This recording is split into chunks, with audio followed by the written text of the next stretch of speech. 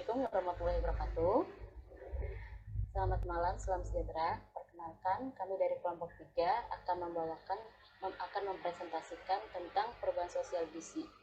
Sebelum kita memulai presentasi, izinkan saya untuk memperkenalkan anggota kelompok 3. Yang pertama ada Meisi Aspiran Delaum Banua dengan NIM 0421111015,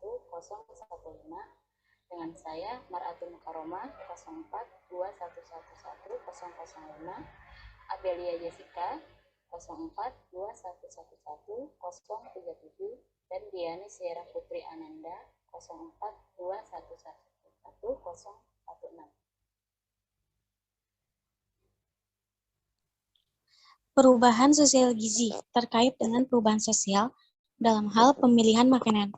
Kehidupan modern yang menuntut kecepatan, dan semua yang serba praktis, menjadikan orang sering berpikir simpel dan relatif tak peduli dengan pola makan sehat. Tanpa disadari, gaya hidup inilah yang justru mengacaukan pola makan sehat seimbang. Konsumsi makanan yang amburadul akhirnya menjadi kebiasaan. Gaya hidup modern juga turut memicu berubahnya pola makan tradisional Indonesia yang semula sehat menjadi miskin serat dan nutrisi lain. Pola makan tidak sehat meliputi diet tinggi lemak dan karbohidrat, makanan dengan kandungan sodium atau garam tinggi, rendahnya konsumsi makanan berserat, serta kebiasaan merokok dan konsumsi minuman alkohol. Tidak bisa dipungkiri, globalisasi berpengaruh pada gaya hidup masyarakat Indonesia, khususnya pada pola makan. Dan kini banyak orang yang mengonsumsi makanan tanpa pertimbangan dan lebih mengutamakan kesenangan dan kepuasan. Kita sebaiknya menghindari makanan tinggi lemak, tinggi gula, dan garam. Tapi rendah vitamin dan nutrisi seperti makanan cepat saji dan jeroan, terlalu banyak mengonsumsi makanan tersebut akan membuat kita berisiko terkena penyakit degeneratif seperti jantung, hipertensi, diabetes, dan gagal ginjal. Gizi seimbang ini bisa diperoleh dengan mengonsumsi makanan yang seimbang.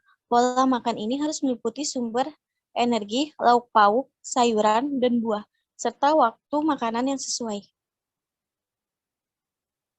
Gizi seseorang tergantung pada kebiasaan makan individu yang diperoleh sebagai hasil proses sosialisasi dengan adaptasi budaya serta pengetahuan yang diperoleh dari pengalaman atau pengaruh kebudayaan lain. Kebiasaan makan seseorang atau sekelompok orang tidak dapat diubah, akan tetapi dapat berubah. Perubahan ini akan sangat dipengaruhi oleh 3 hal, yaitu perubahan lingkungan, makanan, dan proses pengambilan keputusan baik dalam hal penerimaan maupun penolakan terhadap makanan. Vitalaya 1989. Kemampuan tubuh untuk menggunakan zat gizi ditentukan oleh kesehatan, yang selanjutnya dipengaruhi oleh lingkungan hidup, pelayanan kesehatan yang ada, dan perilaku manusia itu sendiri. Sedangkan usaha perbaikan gizi keluarga adalah menanggulangi masalah gizi yang dihadapi secara mandiri. Oleh karena itu, cara yang paling efektif adalah dengan melakukan perubahan terhadap perilaku masyarakat, di mana kebiasaan makan dari masyarakat itu terutama dipengaruhi oleh konsumsi pangan, ideologi pangan, preferensi, dan sosial budaya setempat.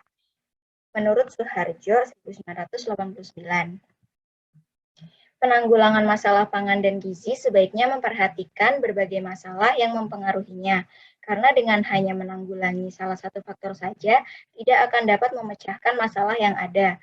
Memang diakui bahwa masalah utama yang menyebabkan terjadinya kekurangan gizi adalah pendapatan rumah tangga.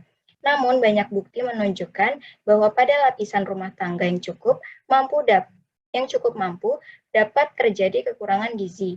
Hal ini menunjukkan bahwa masih cukup banyak faktor yang harus ditangani untuk memperbaiki gizi keluarga.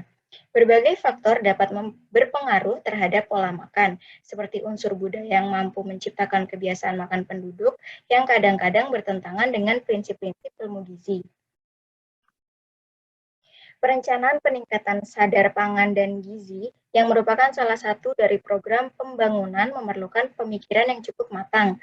Pembangunan masyarakat berbeda antara daerah yang satu dengan yang lain. baik dalam hal proses perubahannya, metode, dan program yang dilakukan. Pembangunan masyarakat pada dasarnya adalah pembangunan pola sikap dan perilaku melalui berbagai macam cara, antara lain dengan cara pendidikan dan perubahan berbagai macam kebijaksanaan, baik dalam lembaga formal maupun non-formal. Dengan demikian, pembangunan masyarakat adalah merubah bentuk dan fungsi sosial suatu sistem sosial. Menurut Long HB, Dik 1973. Keikutsertaan masyarakat dalam perencanaan maupun pelaksanaan pembangunan merupakan suatu hal yang sangat penting. Dalam hal ini tidak hanya dalam pelaksanaannya saja, namun perlu dilihat sampai sejauh mana masyarakat dapat ikut memanfaatkan berbagai macam fasilitas yang ada, seperti fasilitas kesehatan, sekolah, irigasi, dan kesempatan untuk menikmati hasil pembangunan lainnya menurut LIPID 1958. Menghadapi masa transisi pasca pandemi COVID-19, Kementerian Perindustrian mendorong industri makanan dan minuman menyiapkan diri untuk menyambut konsumsi masyarakat yang diprediksi bakal meningkat setelah adanya vaksin. Sektor strategis ini diperkirakan dapat tumbuh positif pada tahun 2021, mengingat produk makanan dan minuman sangat dibutuhkan di masyarakat.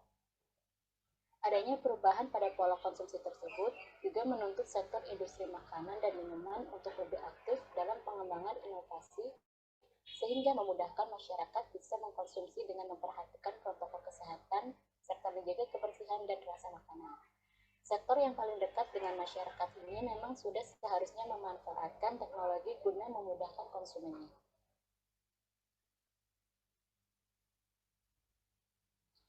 Kemenperin telah memperkenalkan konsep industri 4.0 dalam pemasaran secara online. Pemasaran yang sebelumnya dilakukan secara konvensional beralih menggunakan inovasi pemasaran online. Sedangkan bidang logistik juga perlu dikenalkan dengan contactless logistik atau sistem mengurangi interaksi antar manusia, sehingga konsumen merasa aman. Kemenperin telah menjalin kerjasama dengan Gabungan Asosiasi Pengusaha Makanan dan Minuman Indonesia atau GAPMMI untuk menyusun buku pedoman adaptasi kebiasaan baru dalam industri pangan. Buku ini diharapkan menjadi panduan bagi industri pangan dalam melaksanakan aktivitas produksi di era pandemi saat ini.